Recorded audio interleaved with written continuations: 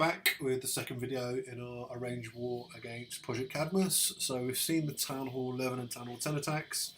I'm now going to show you 5 Town Hall 9 3-stars in this video against their high level 9s.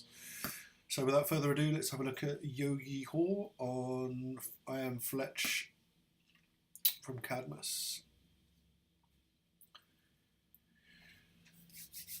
So, anti-3 base, obviously, Town Hall right off to the side, centralised CC, Queen is isolated from the ADs, coming in with a, what's this, Goho with a couple of witches, so not really a Goho wee wee, more of a go, straight up Goho.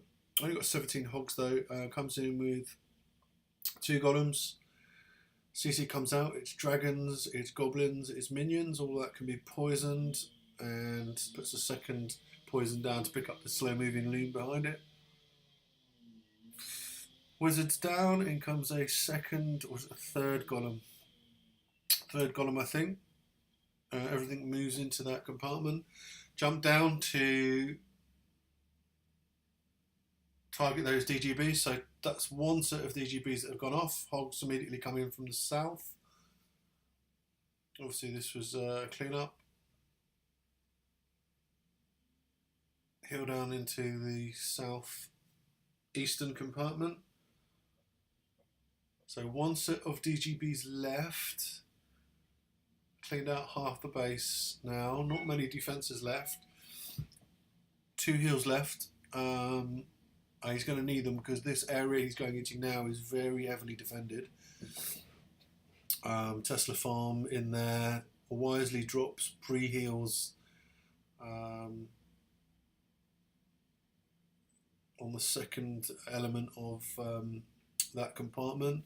Very light on the hogs now. This one actually I think goes right down to the wire in terms of time. We didn't know how this one was going to end up, so all hogs dead at this point. Queen's ability is used, so he's now just a spectator in this raid. Does have 2 golems still up there. They're doing no tanking there. Now they pick up the tank from that archer tower. Look how much health is left on the queen. So we need those golems to stay alive. There's also a lot of storage here to slow up the DPS units from killing this archer tower. There's only 2 defenses left at this point, 2 archer towers. Again, the queen completely ignores anything useful and is cleaning up storages. Thankfully those 2 golems are still alive. Now down goes the archer tower. Few whiz and archers coming around on the outside. Queen is helping the golem get through that wall. It's critical that that golem gets out in front of the queen so that the golem can tank. Who's going to make it there? Thankfully now the queen does pick up a storage, which allows the golems to get out front, and the archer towers pick up the distraction of the golems whilst the queen can come through. Now does she target the archer tower? No, she's on the town hall. Golem is pretty much full health though, so we know at this point, other than time, this clock is I believe real time. And now the queen's out of action, she's stuck on a wall, so it's down to these last 2 whiz and archers to come around and pick up the 3-star. Without them going around the outside, it would not have been a 3-star. And there we go. I think there was probably about 1-2 seconds extra on the clock. This was right at the end of the war, so we went crazy when this attack was successful. So well done, Yo-Hyo, one of our visitors from our sister clan PZ2. Let's have a look at gear now. So this was Big Panda, who's a 9.5. I don't think he's, maybe he's upgraded his army camps, I'm not sure. But he's a very new 10, doesn't have any defenses, and yeah, he's got max golems. So he has done some troop upgrades. Comes in with 4 golems. So big funnel created here, comes into this northeastern compartment with 2. Drops another 2. And this is a go low attack, I guess. He's got 13 loons in the bag. bringing in huge amount of tank to this attack. Whiz and heroes behind. Trigger off the bombs. No real consequence to this raid as he's got not coming in with hogs. Pesky Lava Hound goes down and those pups are pretty quickly cleaned up.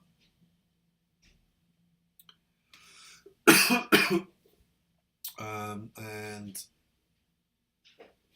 Queen is now on that AD, which is good. So 2 ADs still up. Starts the air portion. Hound comes in and big pack of loons behind. Hound has now disappeared, so those loons are unprotected, other than the Expo, which is still firing on the Hound. So more Hounds come in. Thankfully, these 2 packs of loons do converge, and he's got a rage down there for them to pick up to get onto these nasty Whiz Towers and ADs quickly.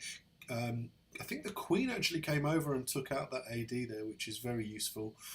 So now all he's got left is loons which are clumped up and a full health Queen, who is doing a very useful job of picking up these last few defences. Drops a few cleanup whiz. That's the last defence gone down.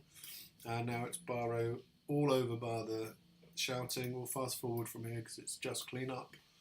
Loons going around clean up. Luckily brought those, kept those cleanup wizards in the bag, helped get through some of these high health storages in the bottom. But yeah, that's another 3-star. And again, I think that was towards the end of the war, so it was a important one. I'll move down now. There was some bases missed there to Captain, so one of our guys who went over there, and I cleaned him up with my mini Scrappy.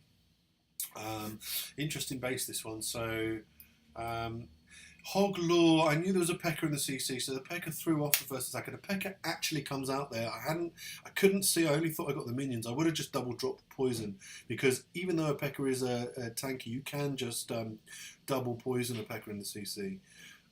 Anyway, use the Golem to go onto the AD and distract the Royals and the P.E.K.K.A. Put the poison down to both slow the Royals down and to try and kill that P.E.K.K.A. King wraps, but Queen goes in after the Queen, which is really the target here for the heroes. She gets slightly distracted by the Queen mat. Now she's on the Queen. That level 20 Queen. King's coming over, but ability used.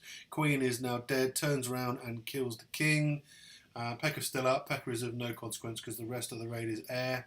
So Hound into this northern AD and loons in from all sides. Rage down into the core of that. 2 Hounds into this second AD and loons again around the outside.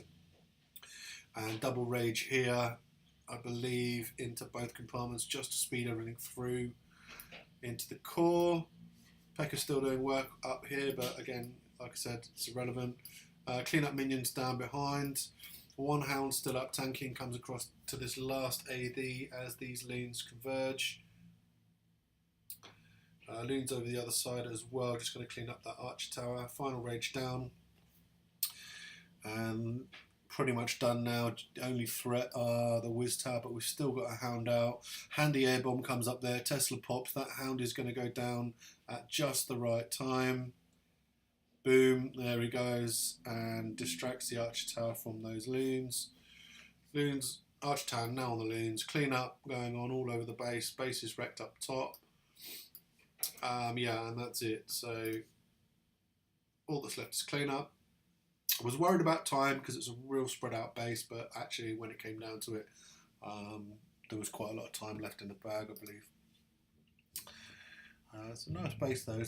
Some of these are tricky bases. Like I said, we don't come up against these kind of designs all the time. To be honest, we're all looking forward to going back and smashing internet bases after this war. It's kind of exhausting planning attacks on some of these bases. So 2 more to show in this video. We'll have a look at Vad, who again came over from PZ2. So another interesting base design. We had a couple of fails on this one. He comes in with a Go We Wipe.